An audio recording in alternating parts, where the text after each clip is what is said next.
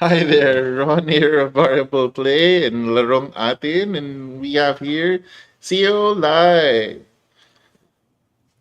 Hi Hello, Theo. everyone. Thank you, CEO, for joining us today. So, uh, yeah, we are here in Spaceport, the home of Larong Atin and Variable Play, and again, we have now our special guest, uh, the CEO of Capital Gain Studio. So, everyone, if you have questions, if you have uh, uh, things you want to share, then feel Mm-hmm. free to put your comments Mm-hmm. in the chat. So this is currently streaming in 3 Facebook channels and one YouTube And one and one Twitch. Discord, Twitch, Yeah. Discord, Twitch, Twitch, Well, Twitch, Twitch. Yeah. Twitch. Hi, Oh, Sayo. so Hello. uh, well, I'm gonna open up while I'm doing that. Mm-hmm. Mm. We can start off just to get a Yeah. warm up of like what is your most recent game that you've played, and you Yeah. guys can Yeah. start. So this is how we usually start off our show as we get people Hey, logging on and joining us. So we talk about what are the recent games hi we played. Jeffrey. So just a while ago, The before we most recent started, the game we most recent played. game we played before we went online was the three of us played the Lord of the Rings trick-taking game. It's a new game from Asmodee Mm. Mhm. where they're really doing a lot of things with the Lord of the Rings intellectual property. Yes. Yeah. So, I played a yeah, we game got to called play. Rolling Heights by let me see, ACG, I think AEG Studios. It's a property building Mm, game. easy. What is interesting about the game is that you roll meeples to determine how many workers and how efficient your workers is, and you try to build buildings around Hmm. yeah, basically a property developer that you try to build. Yep. You So I rolled to got that game, meeples. tried a while. Yeah. So pretty much interesting. Oh, Then what's the last game? There's another game bought by Steve, my designer. I can't remember the game. It's about a space exploration game. I need to go and see. But anyway, that is the last game that I bought, at least Mm, for myself. mm, nice, nice. Cool. Well, yeah. So yeah, we played Lord of the Rings trick taking game. It has a long name. The Lord of the Rings, the Fellowship of the Ring, The trick trick taking. taking game. One of the longest more game titles I've ever seen. It's Um, interesting. but it's a cooperative. You play as members of the party of Frodo, 18 chapters, and you're slowly. So you're playing a typical trick taking game. Follow suit if you can. Uh, but everyone has their own goal. So Frodo wants to collect the rings. The other player wants to win once or twice, exactly once. One will collect specific thing. And so the puzzle now is you have limited ways to communicate. You can communicate everything that you can see on the board and nothing else. So you can't tell, hey, I still have that 5 that you need. I need you to win this trick. mhm, Mm. But you can't say that. So you're now just trying to figure mm. out where pieces are. And that's the continuous puzzle. And then they add, every chapter, they add a little bit of a new character, new mechanic, new threat cards and whatnot. So yeah, good job, Asmodee, for really Yes, using um, the using Yeah. the intellectual property that they currently have. Yeah, maximizing it, and yeah, I appreciate it I, when it makes sense. I yeah, Yeah, mean, yeah. and I can, of course, you can relate, and the art, yeah, of course, is also quite good. yeah. And they're coming up with even more Lord of the Rings stuff Fantastic. soon. Like a pandemic Uh, one. Pandemic Lord of the Rings. Mm. oh, that Uh, makes sense. But yeah, yeah, it's interesting because what's gonna happen with Pandemic is in the usual Pandemic you have roles, right? mm, So in the Lord of the Rings Pandemic, Frodo. you can play as Frodo, you can play as Gimli, any member of the Fellowship, and you each kind of have a different role to play. So how you win is, of course, Frodo has to reach Mount Doom, mm. Mm. and then the role of the other members of the Fellowship is to stop the other, to stop All of the The spread outside, of yeah, the hawk. the orcs. the orcs. Yeah, Yeah, yeah, yeah. and at the same time get the attention of Sauron. So if you see Sauron starting to pay attention to Frodo, you have to make a Strategy promotion talaga. Oh, to make okay, a Don't okay. distraction. notice So me. yeah, so Sauron That's focuses fun. on That's you. fun. That's fun. So it's interesting. So it's a right now it's currently my favorite pandemic iteration. I don't think it's out yet though. No, it is Yeah, not. it's not. So I'm now extra excited because I love Pandemic and I love the Lord of the Rings. I have the War of the Ring card game. I also did the LCG. Yeah, Oh, yeah. So and yeah, recently they before the this one before the spectating game they had the Seven Wonders. Ah, no. Uh, Yeah, the duel. the that Seven Wonders duel duel Lord of is the Rings, That's also also good. which is fantastically also implemented. Just a lot of the Lord of the best Rings. Seven Wonders. Oh, well, it's a better Seven Wonders duel Yeah. Then the old version than one. the Yeah. old And version. it makes so the puzzle of Seven Wonders was Yeah, already as dual is already quite good, but yeah. now that tug of war that you end up, so it now became more like a war game of sorts, but just in a theme. Cool, awesome games. So let's talk about the company of CEO. So CEO, I'm just gonna share your website. So this is Kavla Game Studio. This is when did you guys start? Oh, it In started in 2013 actually. mhm. Yeah. So that is, I think, also the year I met Geoffrey, who's inside the chat here. Yeah. So Oh, at yeah. the Ah, time when we first started in 2013, the board game, the tabletop scene in Singapore is quite, uh, I would say, quiet at the point of time. That was the time of mm, Angry Birds, whereby everybody started to jump from tabletop design to digital games. So we had one generation of board game design mm, who saw the rise of tabletop in Europe and US in the 2005, 2006. So they tried to design something, but they couldn't. It never kind of took off. And then when the digital games thing started, I think a lot of the tabletop designer went over to design digital games at that point of time because the government is actually giving very generous grants. I think up to oh, 50,000 Sing dollars for Oh, each mobile game that you can make that's a at that lot. point of time. Okay, let's So, make a mobile so game. yeah, yes, my background is why in not the in Philippines they did tabletop not? design. Actually, I'm not a creative. I'm a Mm, finance guy. So before Mm, I went into this business, I'm actually managing funds. I manage investment for my customer. So I was mm, actually doing investment talks, writing books, and mm, basically I have a few games. But I was also developing a financial literacy application at the point of time because the government is giving grants. So, I got this game, might as well just turn it into a game and put it on mobile. So what happened was that I was working with a couple of trainers in Malaysia. And what happened was that mhm, an opportunity came over in Malaysia. The Stock Exchange of Malaysia wanted to create content for their investment clubs in Malaysia. So all the university in Malaysia, they started to have investment clubs to educate their students about investing. And they wanted outside content provider to come in. So they didn't want the banks and the insurance company within Malaysia to give the talks because they fear that they may engage in product selling. I mean, that's quite common. mm, Okay, so mm. so Of uh, course, Yeah, of so course, of uh, course. so uh, so what we did was that we went in to bid for the project, and at that point of time, I was presenting my digital game. Then they said, no, we don't need a digital game. We wanted a board game. So I said that sure, I think I can Mm, convert that digital game into a board game. I mean, I've been playing at the point of time. I play a lot of Citadel. I play a lot of Munchkin. So I mm, said, yeah, let's do something like a card game, and the proposal went through. So that is how I created the first game. So we did that. That's how I created kind of the first version of Wongamania, and we tour mm, around all the university in Malaysia, and we did like every time we did a talk, it's like 300 to 400 students at one round.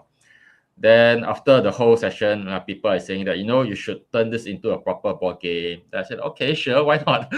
Since there's so many people, mm. so many young adults in Malaysia saying that this we should turn it into a proper. So we started on it, and that is how we kind of started the company in 2013. So the problem came when we wanted to look for old timers in Singapore to help us to give us some advice. So I think at that point of time, I only found two persons. One person is Geoffrey. So Geoffrey has been very active since then. He had a game at that point of time from Good Spirit game. I think he was the guest last round, and and another gentleman and lady, they designed this game called Three Kingdom Redux. Okay, it's a heavy Three Kingdom game that was eventually licensed by Capstone in US. Okay, so when I talked to that couple, they're telling me that the Singapore market is very difficult, so they prefer to focus on the US market.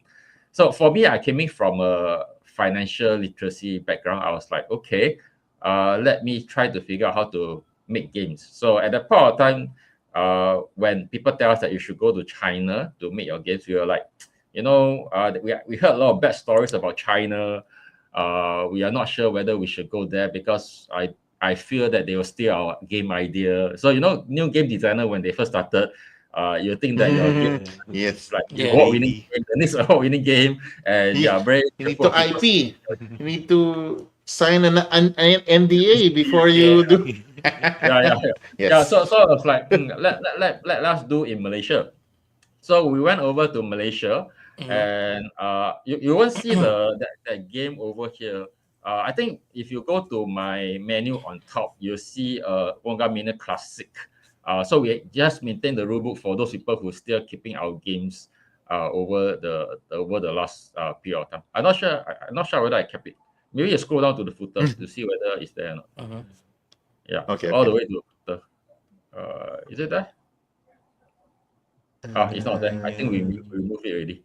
Yeah. But anyway, the long story old short is one. that we went over to Malaysia, we made the game.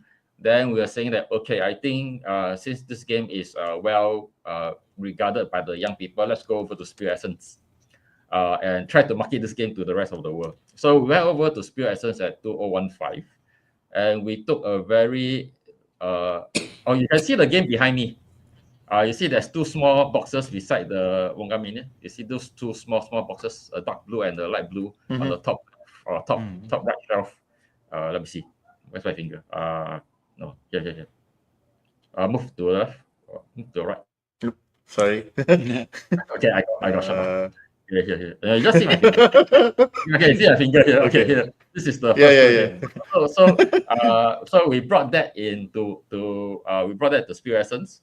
I call the experience like Singapore Premier League meeting the English Premier League. Yeah, this game. Yeah, that's right. You found this game. Okay, that's good. Yeah. No, this is actually the second version. But yeah, this is the one that we brought over to Spirit Essence. So we are like, we are kind of like laughed out of Spirit, but the Germans are quite encouraging. They say that, oh, you're someone new. I think you should look for a better manufacturer because when we did the board, the game, it's very flimsy. The box is actually made out of your normal cardstock, your poker cardstock-ish. Familiar story. So at that point of time, we just go to a printer. Can we do a box? They say yeah. So we have no idea what kind of material or this kind of is. Until we went to Spirit Essence, then we were like, oh, okay. I think we need to improve on our production value. Okay, so that set off on our path on figuring out how to make board games and where to make board games, and we started to investigate into China. So actually, at that point of time, the China manufacturer was introduced to us by another game designer that came back from US. He's called Dominic Huang. He before COVID, he's quite active, but now he has been too busy with his career, so he stopped designing games for a while. But he has been in US and he has been designing games in US. So he came over and said that, hey, Xeo, why are you making your games over at Malaysia? I said, I don't know anywhere better. They said, okay, you should go China. That is where he got his games made. Then we went over to China, and that's how we started learning about China manufacturing. So when we first started, it's like China. We only know about Panda manufacturing at that point of time. So when we wrote to Panda, they kind of like, you're making like 500 copies, don't talk to us. Okay, if you're not making like 5,000 copies, Yeah. okay, Yes. who we talk to? Yeah. Panda is the only one that the Americans are talking about at the point of time. So we Yeah. do not know any other manufacturers at that point of time. So that's where we started to explore China manufacturing, and that's how we kind of learn how to do better games and better art and those kind of things. Yeah. So fast forward 10 years down the road, we have kind of expanded the company. So the number of games we have also have kind of expanded. We also added another few more brands. We had other business. So along the way, we have a lot of companies starting to come to us to ask us that, hey, Xeo, I see that your game company, they created games like cryptocurrency, games like Debtzilla, very interesting. Can you do something similar for us? Can you make a game on other topics for us? So if you go to my webpage on consulting, you'll see the whole bunch of games that we have. I go over to consulting, then go over to our works. Our works. Yeah. So you see the whole Nice. games that on the side we have been working on to help people design. Oh, so these are all the corporate customer that we've been working on. So that kind of happened in 2017, 2018 when the whole gamification became a pretty big thing in Singapore. And the problem with digital games at the point of time is very expensive to develop. So to develop digital games, maybe it's like 20 to 30,000 Sing dollars minimum. So doing a board games, they can get it for like 5 to 10,000, depending whether it's a board game or a card game. So we kind of like, okay, that's interesting. Let's do some consulting project. And after a while, yeah, the projects we kind of built a reputation in Singapore on making educational board games for games for education. So that is another thing that we kind of like developed over the years. Then what happened next is that we started to develop something like a small media site. We call it Singapore Board Game Design. That was an accident because that happened during COVID. You have to go to home to look for it. You need to go to the home page to look for it. Yeah. So it's on another website. It's not inside this main page. I should have gotten Freddy's face up this week so they can see Freddy's face on the thing because we just interviewed him. Yeah, Singapore Board Game Design. Just click on the explore button there.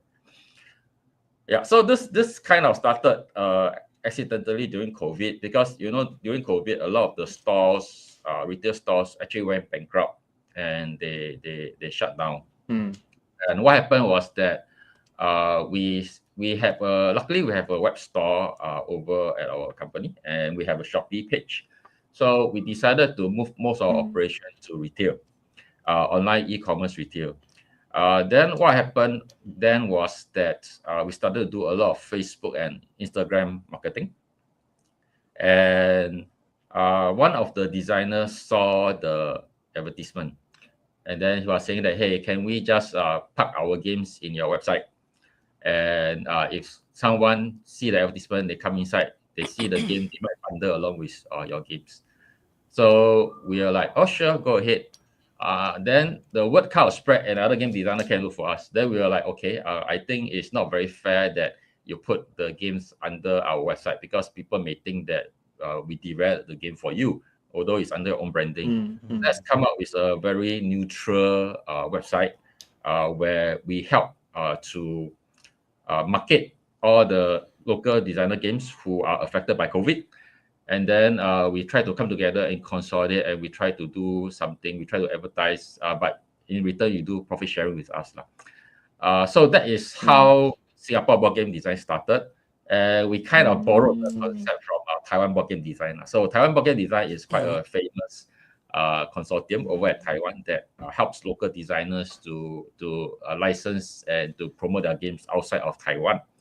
So I was saying that, okay, this is going to last for 6 months, COVID, because we thought that COVID will last for 6 months. So we didn't think that it will last for 6 months. So we said that, okay, we do this for 6 months. After 6 months later, when all the shops closed down, When all the shops come back up, then we'll stop the whole project. Then everybody go back and do their own things lah. So half a year later, COVID got worse. Then we kind of like rope in more Singapore designers, saying that, hey, y'all want to consolidate? We do something like a Singapore site for Singapore local designers to come in to promote Singapore, the Singapore tabletop design brand. So 2.5 years later, after COVID, we went back to the designer. We asked them, hey, COVID over. I think this project we want to shut down. Do you all want to still continue? Then they said that, hey, actually the sales is not too bad. And it's a good idea to consolidate the Singapore brand under a common platform. So we don't mind staying on. So we are asking them, what do you need? What you guys need for support? Because at that point of time, I still got a bit of spare time. So they said that they wanted something like a media page. Because in Singapore, the media is quite competitive. So when the Singapore local designers, they launch their games, they find it quite hard to get the media to interview them. So is there a way that we can do something like a media site to highlight local game designers? And what happened here is that we didn't want to do game reviews because we ourselves are game publishers. So it's not fair for us to review other publishers' games. So we are thinking that, hey, how about we do something like behind the scene game for game designers. So we do interviews instead of we do game reviews. So what happened was that we started this media site to start to interview Singapore designers, and then along the way, ABGF happened, and then we start to have Asian designers coming in. And so we kind of like started interviewing the people from outside of Singapore also. So you can see that the content has kind of like broadened to talk to people from outside of the Singapore industry. So that is another initiative we started along the years. So this one is like a side project, non-profit. I think we are still losing money on this project, but I think this is something that is good for the Singapore community. And so we kind of like when we are free, then we work on it, but we try to reach out to as many people as possible. Yeah. So this is the another project they're working on. So this is a long story short, a whole oversight of what we do as Capital Game Studio in Singapore. Very, very nice. I think because tabletop gaming so it's very popular in Europe, very popular in the States, but in Asia it is popular, but not to the same level. We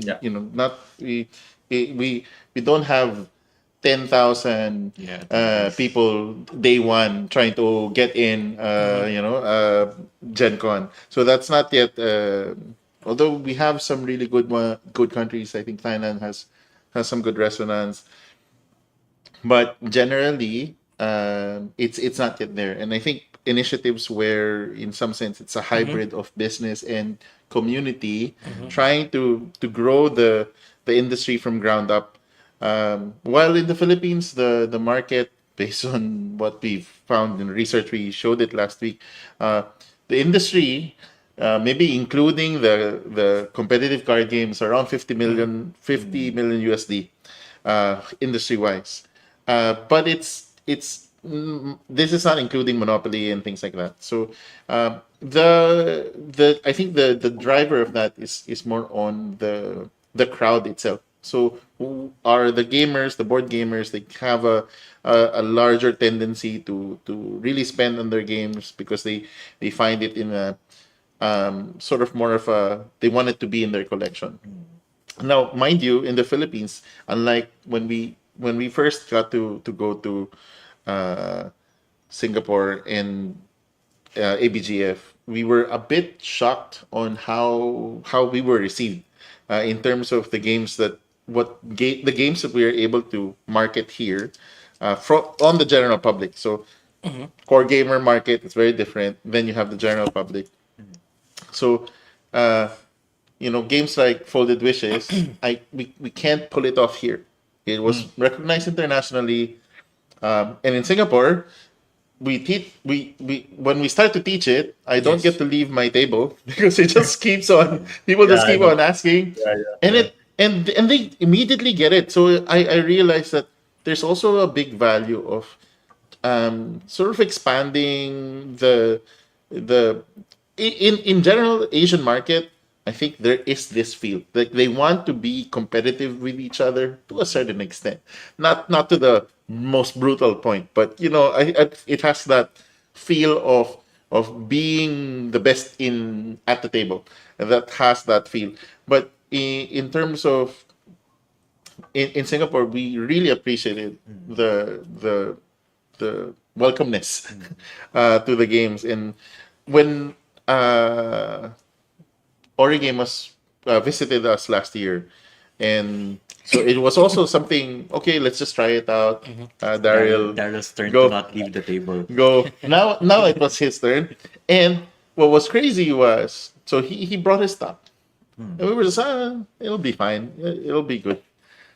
He didn't have stock to go back to. He finished all of it, and we're also going a bit surprised, like because we're like, "Hey, how come you're not doing that to my game?" but so, but there's this really good. It means the games that you guys are bringing are better, but or at least it has more appeal. It resonates well. Yeah, to it the market. resonates well to the Philippine market, and there's this Even- eagerness. Even with the Singaporean themed games, yeah, the Philippine market also Yeah. likes it. Yeah. Yeah, because we already had the booth for Capital Gains last year. Yeah. Yeah, For so we- demos only. Like, yeah. we didn't bring Last year was a product, bit but too we last had minute someone when they teaching. invited me. Yeah, it was. It was like Same- literally like, I same- think next same- week. I was same. like, oh, next week, okay. Yeah, I think it was literally like Yeah, but Yeah. Yeah. This year we're a little bit better, but not that. not by much, not by much, Yeah, but yeah, but a month because it's earlier.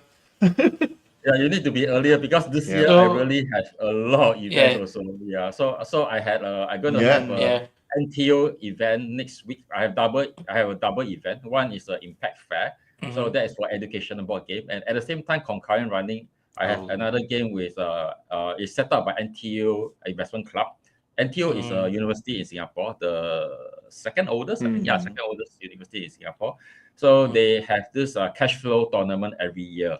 And so I what see, what I see, they see. want is that they want to have gamification in their talks or this kind of thing. So I literally like I'll be there the entire weekend. Yeah. So I think in Singapore it is something that is similar because when I first started, the first idea I have is that we cannot market in Singapore. We will die because Singapore has an even much smaller population than Philippines. I think at the point of time we only have like 4 million. Now we have grown to like Yeah. 6 million. So we are like that in Singapore. We have to go international, and the government is always say that Singapore is a small country, cannot go international. And then I remember when I first approached board game shops in Singapore, we told them that hey, local designer, you want to take our games? The board game shops, the owners, they are quite frank with us. They're saying that they have been burned quite by local games. They tried to help, but it just doesn't move. They are complaining that the local game designers at the point of time when they just pass the games to them, they don't do marketing. So it's like their work is done after they pass the game to the distributor. Then it's like they just disappear. They don't like, do engagement. They don't do advertising. They don't help to go out to the community to run events or this kind of thing. So they said that no, I'm sorry, but I think that I can't sell your games. So in fact, the first few distributors we work with are all the bookstores because we came in as educational at the point in Singapore. And most of the bookstores are now closed that we work with, the MPH, Times, and now the last one standing is Kinokuniya. I'm not sure whether Philippines have this Yeah. bookstore. The Japanese Yes, store. yes. I also have so One. So we have also was one like- Kinokuniya. So there's another one. There's like two. yeah. There's two now. Yeah, so we Yeah, were but- like working through them, and our concept is always like, okay, we need to go international. We need to go international. Our games must have an international appeal. We cannot stay in Singapore. So the things started to change. Was in 2017, 2018. So there's this game called Singaporean Dream. I'm not sure whether you heard of it. So what happened was that one of the biggest media company, they licensed it and they decided to go into the board game business. So they are called SGAC. So have you heard of NIGAC over at US? NIGAC. Mm-hmm. So SGAT is something like a website that makes fun of everything. They started that they want to do some funny Singapore thing. So they decide to take over this game called Singaporean Dream. And that kind of spark off interest in the local game design market. So that is where me and Daryl were like, there is an opportunity for local market. So if you see Daryl games, the games before Kopi King, right? All the games he designed also for international. So at that point of time, he was working under. He was like in another game design firm called Random Skill Games. He partnered with another 2% before he founded Origin. So he was also working on games that are more international. So then we saw that there is a potential crowd because the distributor are telling us that this game is selling like hotcakes. People love the Singapore team, and we're saying that hey, maybe there is a market for the Singapore market. It's like maybe we have been not doing Singapore team for the longest time because we thought that there's no market, and we see that there's a success over here. Let's try doing Singapore related games. So that's where we launch the smaller games, because last time you realized we only do mostly like finance games. So we decided to go into the family games, and in a way COVID came along, and that kind of created even more interest for tabletop games. So I'm sure that you know that during COVID, anything that got to do with collectibles, like TCG, like Pokemon, all shoot out. Like my friends go Magic the Gathering, he was like, suddenly I'm rich. Yeah. So I saw all Magic the Gathering last time. I mean, I should have sold my dual lands, all these kind of things. But I mean, that's what happened during COVID. So there was a surge of interest during then. And then after COVID was lifted, there is a lot more interest in tabletop games. And we see a lot more organizers willing to do tabletop events. And we're not talking about small community events. So before that, it's like small community events in like free places and Boardgame Cafe. So that's a traditional place. So now we got proper conventions in Singapore to showcase tabletop games. And in fact, last year, we have close to 4 to 5 proper conventions, tabletop conventions in Singapore. So before 2019, I think the only one we had was GameStar Asia. That one is like Tokyo Game Show. So they kind of like split up one small portion for tabletop, but the main draw is digital game. Okay, so portion for tabletop. And then ABGF at the point of time just started something like a prelude to the GameStar Asia. So it was like, hey, all these people is going to GameStar Asia. Let's have a tabletop day before GameStar Asia. Then you all try to play the tabletop. Then you can go over to GameStar the next day, because that's the time when a lot of the people who are interested in game wanted to attend digital, and then kind of like. I think Daryl feels like kind of like there's a synergy, and he was working quite close with the GameStar Asia, the boss. So they kind of like give a small space at a government grant places, and then the interest was very high after that happened. So I think he invited the Taiwanese, and I think Noodles wasn't there yet. He invited the Taiwanese and some Japanese designers, and the feedback is very good. So that is how ABGF got started after COVID. He decided to do something a bigger venue, and it started to get bigger and bigger. And then when people saw the success of ABGF, they started to do the professional convention. People started to come in. The government also started to come in. So last year we have the National Library Board that did a free tabletop event. That is quite big. And it's like covering the whole of foyer, and they invite designers to give talks, 2 floors of tables, and the admission is free, done by the National Library Board in Singapore. And they started to have their own tabletop roving team to introduce tabletop on top of the normal books over at Singapore. So last year, Yeah. interestingly, is that we have professional convention people doing professional convention at like those Suntec and MBS. So those are expensive Yeah. venue. Yeah, and then Wow. we have the government jumping into the scene, and then we have, of course, we have ABGF that is kind of like more targeted at the family crowd. Also, the more casual gamers that just started with Monopoly want to move on to something that's different. So that is how the kind of the Singapore game ecosystem started. So we started kind of also like Philippines, very small, very quiet. Singapore games is very hard to sell. Nobody want to play Singapore games. To suddenly, over time, there's an interest. But I would say that as overall, the bigger market in Singapore is still the TCG. The people playing Azul, Mm-hmm. playing Pandemic, playing all the games from Europe, all these kind of things. So the local games are making some leeways, and that also attracted a lot of Singapore designers to try their hand to be more creative. And that's how the ecosystem start to grow. And we no longer create Monopoly games. So last Yeah. time we No more, let's no say, more roll and move. No more roll yeah, you and see a move. lot of my corporate games, a lot are still Monopoly. Yeah, See, a lot of my yeah, games are still yeah. Monopoly Star games. So it's starting to change. It's starting to Mm, grow slowly. There's some more and more recognition of locally designed games, but it is still hard going. Like it's still hard going. Over at mm-hmm. Singapore. Yeah, yeah. Yeah. Yeah. Us, And I I was actually there last year for Table Conquest and the National Library event mm-hmm. in Singapore, and I was really surprised because there were two events, two major events happening on the same weekend, and I went there for Table Conquest, and then oh, there's also a National Library event.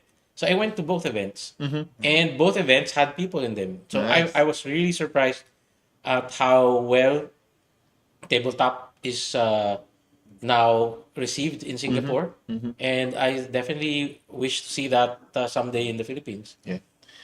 In the Philippines, yeah, we've mentioned it a couple of times already in the channel, but wanted just to share it with you, CEO, is uh, so variable play Mm-hmm. is a content network, something similar to sort of your SPD, where we wanted to same dilemma. It's like how do I talk about games? And I didn't want, because the problem with retail for a country where we are at the moment, you have a couple of distributors, mostly retail, and there's one publisher or a couple more publishers, but one that has really more into the modern board game pedigree. And so it's always direct competition. You talk about one game, it's always a competition about everybody else. It's very different from a publisher or designer perspective, because I could talk about another designer's game, no problem, because we're discussing about the game in our Mm-hmm. experience, kind of like what you did. So we went into that route where it's more about experiences, more about community building, and so variable play is around that. And around 2017, we also decided, hey, you have a couple of game groups. If we all invite, maybe we can come up with a convention. And that's how Board Game Advocates and Enthusiasts Convention came about. And why it's called BAECON? It's because at that time, Salt Bay was Okay. the in thing. I thought it's a And Philippine word.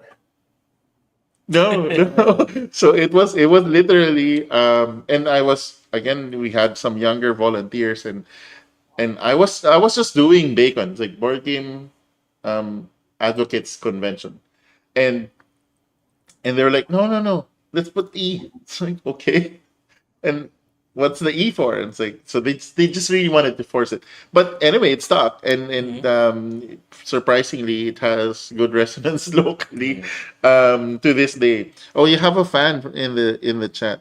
Danilin has played Wongamania. So, Oh, thank you yeah. very much. So Danilin is also one of our volunteers. She helps out in the Carmona game group that I run, and also does actually quite a Mm-hmm. lot. Even the She's Kamanava. She's all over the place. she's also a content creator on top of it. Yes, yes. Yeah. Danilin is one of those very few in the Philippines that are legit being sent um, Pro- Product review. product Review reviews, copies, product yeah. reviews. Because it again. So while I am trying to create content, it's also kind of hard as a designer to review some other designer's game. Yes, correct. There's something wrong with it. They couldn't, it just Next doesn't feel the dinger. same way. So somebody's already lined up to ask for a signed copy Yeah. of Wongamania. Okay. The first time I met Seo was in Essen, and I think during that time it was just Wongamania.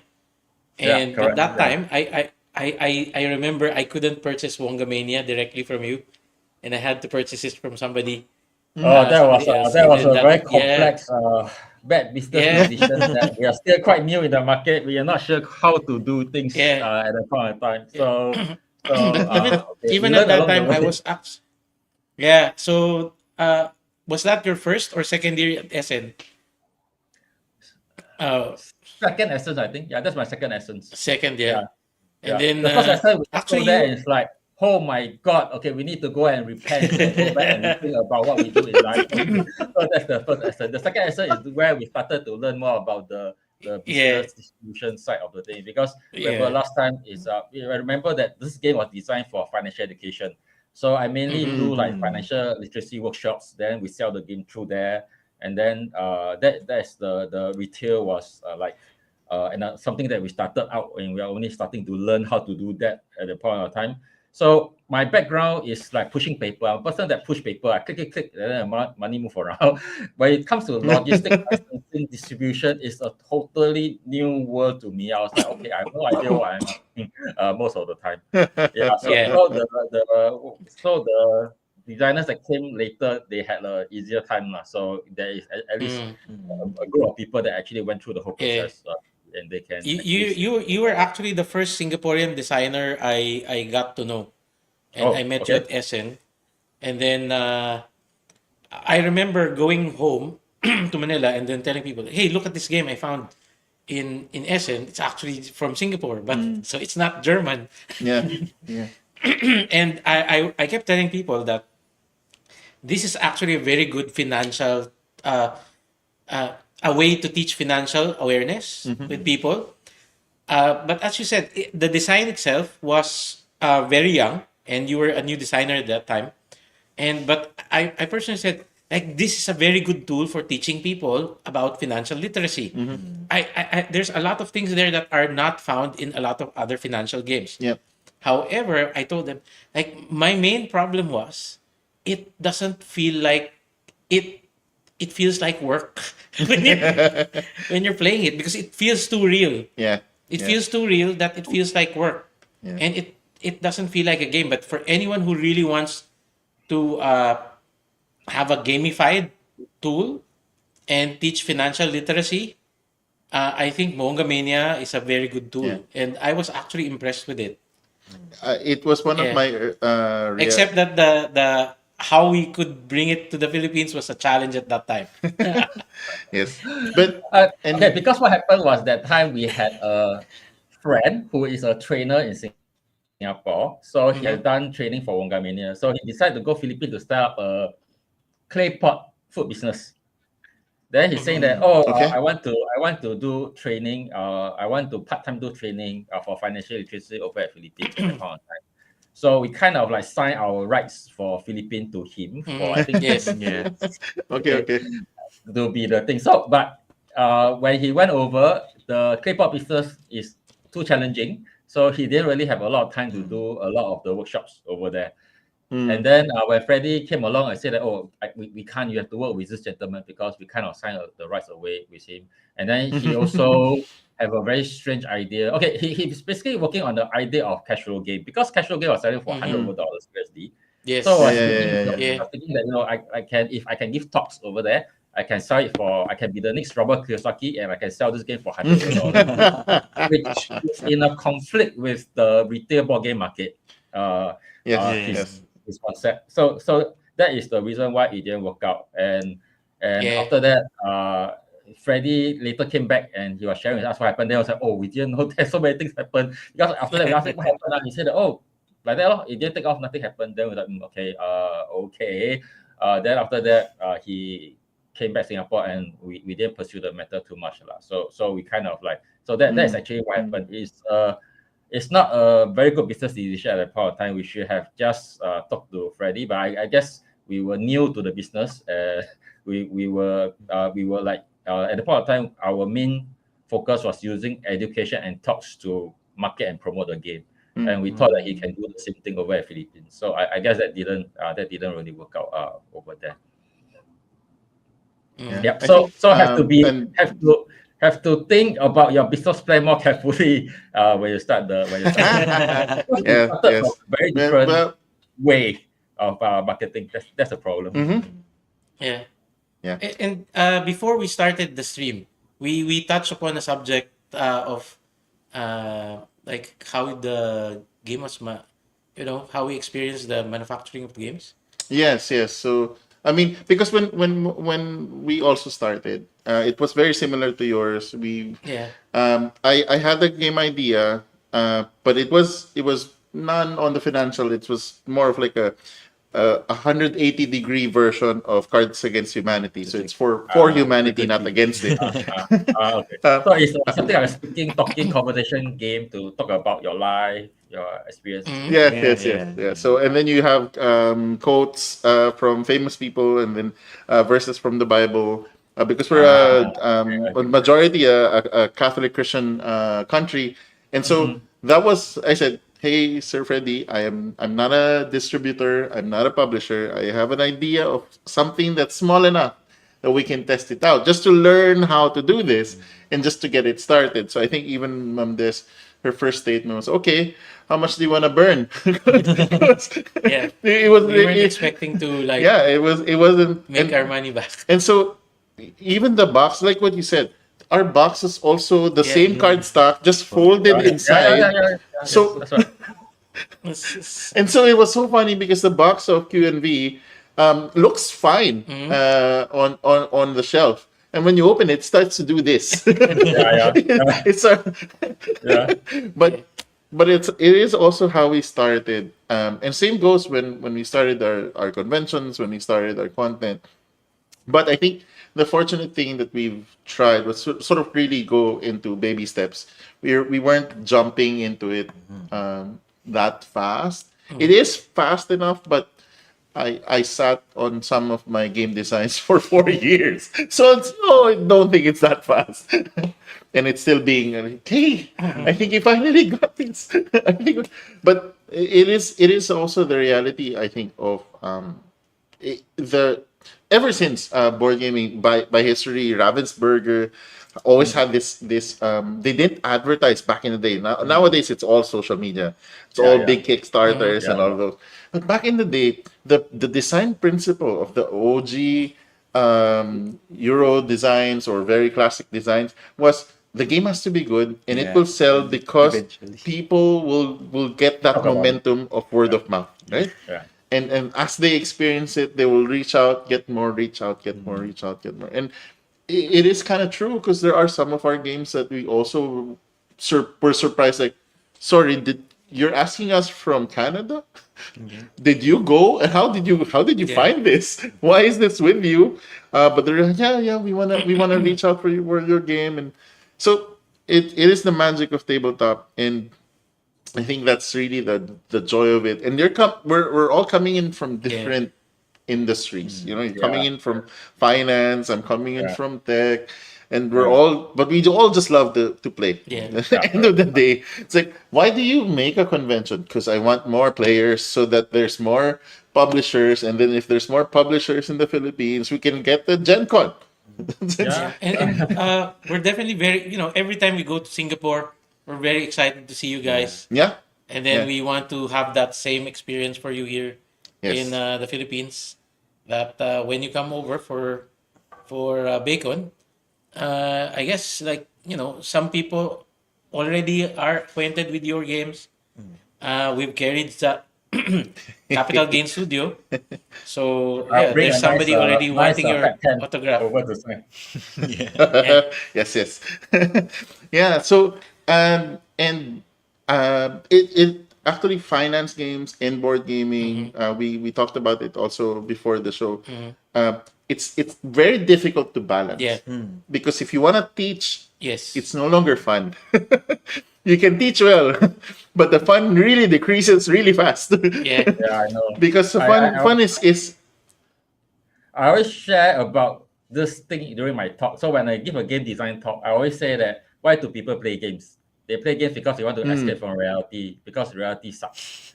What is educational game supposed to do? It's supposed to teach you the suckiness of the reality.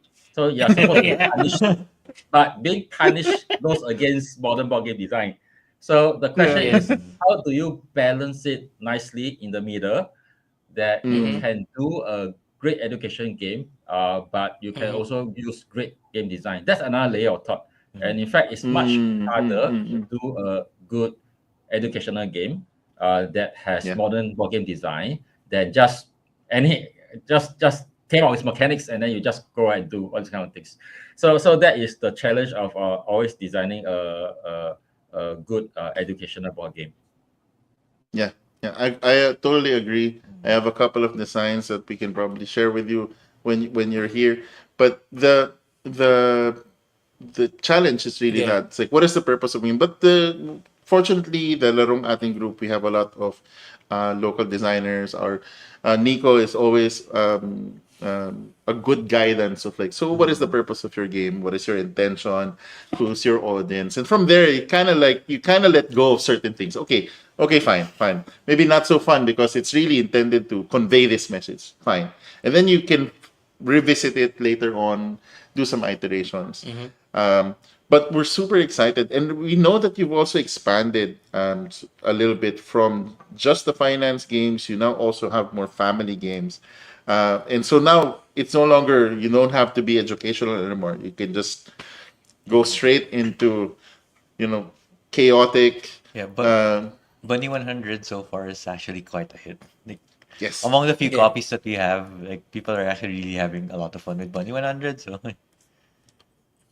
Bunny 100. This yeah, one, yeah, it's the yay! counting game. Uh, Ah, Yeah. And also, It's actually the one they a game constantly from play. a Vietnam designer. So yeah, one of the things that we are Mm. exploring into is licensing games from good Asian game designers to introduce mm, to the rest of the world. mm-hmm. I think one of the things that we started to do is to I think Dream Diary is also licensed. Yeah, We kind of Yes. like from branch out from Plum. just Yeah. design our own games to uh, licensing games from Asian designers. So one of our criteria uh, for us to have to license a game is that you must be an Asian designer. So like Happy Dim Sum is not designed by Mm. Mm, us. It's not by designed by it's a Mm-mm. bestseller, a best-selling team game right now. Dream Diary also not designed by us. Mm. Bunny 100 also not mm, designed by us. Yeah, Vietnam. I think we are Up. if Mm. we are exploring new licensed games. If 30 Money is done by Dara, Mm. so also not designed by us. So if we see good Oh yeah. designs and we think that it can sell well in Singapore, okay, I think right now the first Ooh, so criteria is that. that we must be able to sell well in Singapore. Okay, we Mm. tend to Mm, Mm-hmm. realize that we need to both tackle our local market and the international market at the same time. Mm. Okay, Mm. because international Mm. marketing is really very expensive. I run Kickstarter Yeah. before. mm. I run marketing campaign in budgets of Ooh. 4 to 5 digits Oh. before. It's not cheap, and a lot of times it's a very Mm. risk. Actually, you're trying to when you are trying to reach out to the developed market, whereby the currency there is a lot stronger, and when you do advertising there, Mm. that translates to more expensive Lo- Yeah. uh, Yeah. Yeah. marketing costs also. Yeah, so Mm. Mm. that is always a challenge for international. So we kind of like reach a very nice equilibrium between overseas and local market, Mm. and that kind of allow us to be more creative in the games that we want to create and what kind of games we want to license. Because before that, I was like, okay, I can only do finance games. Then a lot of designers say that no, we don't do finance games. It's so hard to design. I have no interest in finance. Can I do a fantasy or sci-fi or ops or another lot of things? Mm. Kind of things. So nobody wants to design finance games. Okay, because it's like finance games want to design finance games, it's so boring. Okay, so it's like it's very very hard until Daryl came along and said that Zero, what game you want? Finance game. No problem, I can do anything for you. That's what makes him such a great designer because he's so versatile and so flexible. For Yes, agree, Daryl. agree, agree. Yeah. It's only that when we started the family group that we can, hey, I think we can start looking at more interesting game from the other Asian designers. Because we no longer like just stuck to finance game. We can now look at other Yeah. fun games that we can introduce to the Singapore public. Yep. So that kind of started our licensing. So we started licensing during COVID also. Yeah, during COVID. Yeah, we started to explore Yeah. other game designers. Yeah. Mm. And I think that's really the beauty of what you've done, is you've taken the challenge of the pandemic, Yeah. responded by creating a platform to advocate and become the voice, become sort of that megaphone, to let more people learn about the designers in Singapore, and now it also even has now expanded outside of the country, and now you're also shouting out for other countries, and that's amazing, and that's really, I think, how we will eventually, as Yeah. Asia, the vision here is that if we can gather up good momentum in the Philippines also for conventions, um, Singapore is already quite good. If this is happening all throughout Southeast Asia at the very least, and expand all over, then maybe there's also some possibilities of like having a big, joint project, future down the road. But for now, we will be focusing first on growing BAECON, and we are super thankful that you are visiting us, and we are excited to see your games. Are you just before we close up? Are you working on any new games? Are you working on some prototypes? Are there some We're stuff for definitely that? working on another. We are going to launch one game. One game is now manufacturing in China. I am personally working on Mm. two new. In fact, I have two unlaunched games. I have a Debtzilla RPG that I Oh, Oh, actually completed okay. in 2023. So I'm delving into role oh, playing games to write role nice. playing No, games. no. It is Mhm. a 3 hours, 3 to 4 hours full campaign with Oh my 50 gosh. word pages.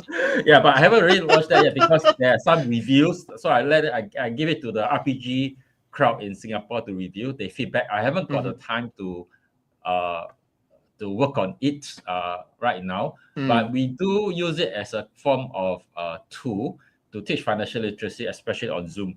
Okay, Mm. because Mhm, mhm, mhm, RPG mhm. games is great for Zoom for virtual teaching. So Yeah. we use that Yes. Yes.